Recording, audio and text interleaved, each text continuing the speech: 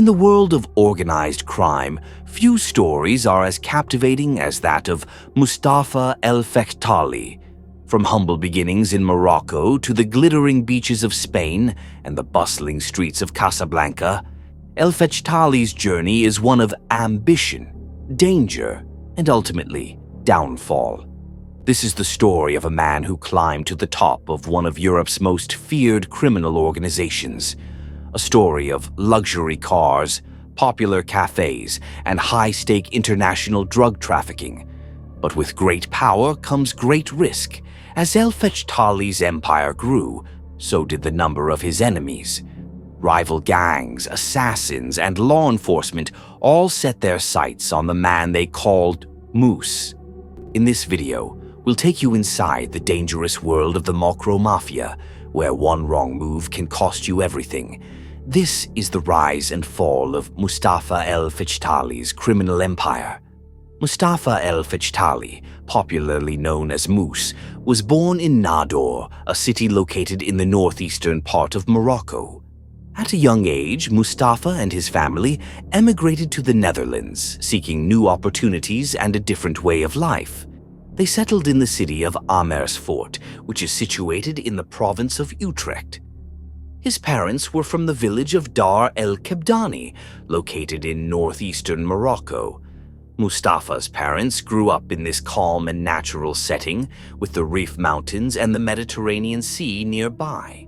The traditional ways and customs of Dar el Kebdani greatly influenced them. They brought these cultural influences with them when they moved to Nador and later to the Netherlands. They made sure Mustapha learned about and felt proud of his heritage, even though they were far from their homeland. In the 2010s, Mustapha El Fechtali decided to leave Amersfoort and embark on a new chapter of his life by moving to Spain. He chose to settle in Marbella, a beautiful coastal city located in the southern region of Andalusia. It was during this time in Marbella that Mustapha became involved with Samir Bouyakrichan and his organization. Unfortunately, in 2014, Samir Bouyakrichan was assassinated in Benahavis, Spain.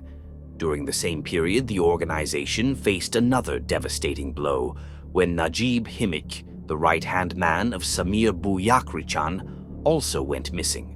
As days turned into weeks, the uncertainty surrounding his fate grew.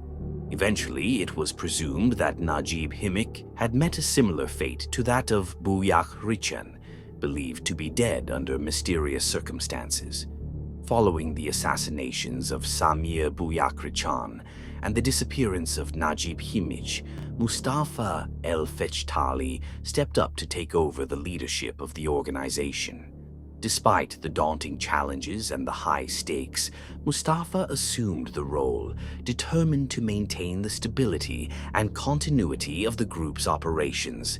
Taking on this leadership position was very risky, especially because Mustapha was already on the blacklists of several Mocro Mafia organizations. These criminal networks were known for their ruthlessness and power within the European underworld. They posed a significant threat to Mustapha's safety and the security of his organization. Being blacklisted by such dangerous groups meant that Mustapha was constantly watched and at risk of violent attacks. He decided to leave Spain and settle in Casablanca, Morocco. Casablanca, the largest city in Morocco, offered him a sense of safety and a vibrant cosmopolitan lifestyle. In Casablanca, Mustapha enjoyed a luxurious lifestyle. He owned several high-end vehicles, including a Lamborghini and a Rolls-Royce Cullinan, which symbolized his wealth and status. His passion for luxury and high performance was reflected in his choice of cars, adding a touch of glamour to his life in Morocco. In addition to his impressive collection of cars, Mustapha also invested in the hospitality industry. He owned Café La Crème Marrakech and Cappuccino, two well-known establishments in the vibrant cities of Marrakech and Tanger. These cafes were popular spots, frequented by locals and tourists alike, and showcased Mustapha's business acumen and taste for the finer things in life. Mustapha also owned Club No Limit in Zoetermeer, Netherlands. The club attracted many Moroccan criminals to the Netherlands. The mayor of the city, Charlie Abtroot, eventually closed the club permanently in December 2014 due to numerous incidents targeting the establishment, including graffiti messages and bullet impacts, to send a threatening message to the owner. On March 20th, just days after an exclusive reopening under the new name Club 1, the club was again targeted in a shooting incident. At least 20 bullet impacts were found on the entrance door. Fortunately, no injuries were reported.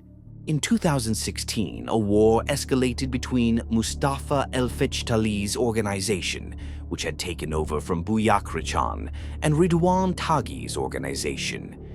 This happened after Ridouan Taghi discovered that Mustapha, along with his right-hand man Hamza Ziani, were surveilling Anwar Taghi from a detective van in Montfort. Mustapha had taken a photo of Anwar Taghi, and this information leaked within the criminal underworld. Ridouan Taghi quickly learned about it and decided to immediately blacklist Mustapha and Hamza Ziani.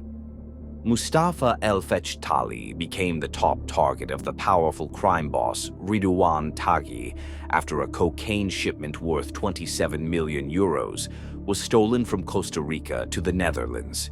Aware that Mustapha was in Morocco, Taghi's Moroccan hitmen hesitated to carry out the assassination, knowing the strict criminal laws in Morocco regarding murder.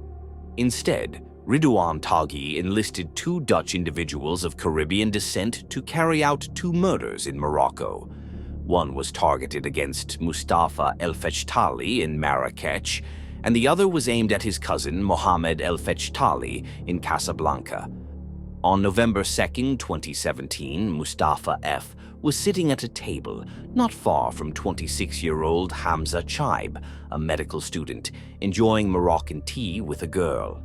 Around 7:45 in the evening, a motor scooter pulled up at La Crème. 2 men wearing a full-face helmet with long rasta braids emerged and approached the table where Hamza Chaib sat. He shot Hamza at close range, killing him almost instantly. 2 others were also hit by stray bullets. The girl sitting with Hamza was struck in the stomach and rushed to the hospital with serious injuries. The shooting sent shockwaves through Marrakech, as assassinations were rare in Morocco. The police swiftly launched a citywide search, pulling over motor scooters and questioning drivers. However, the shooters had abandoned their scooter elsewhere in the city, setting it ablaze. Mustapha F., like other patrons at La Crème, was deeply shaken by the incident. He immediately suspected the attack was meant for him, as rumors in the criminal world had been circulating that he was a target. As the tragedy unfolded, it became clear that the 26-year-old student had been mistakenly targeted. Moreover, he came from a prominent family. His father served as the president of the court in Beni Mellal, a central city in Morocco. Soon after the murder, the police arrested 2 suspects from Amsterdam. They were 29-year-old Chardion Dion S. and 24-year-old Edwin R.M. Both men stood out due to their dreadlock hairstyles, which were relatively uncommon in Morocco.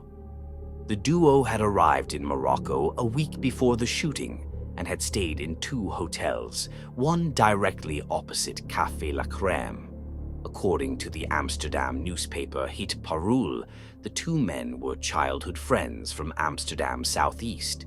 They were associated with Antillean circles and were known as street criminals who had had frequent run-ins with the police. Dion S. was flagged in police records as armed and dangerous.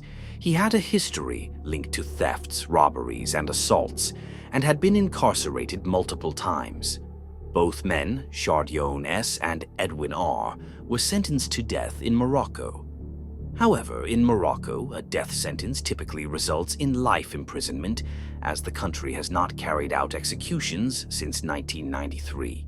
This means they will likely spend the rest of their lives in prison. The investigation identified at least 28 people. Among them were Jamal, the oldest brother of Ridouan Taghi, and Morad, a younger brother.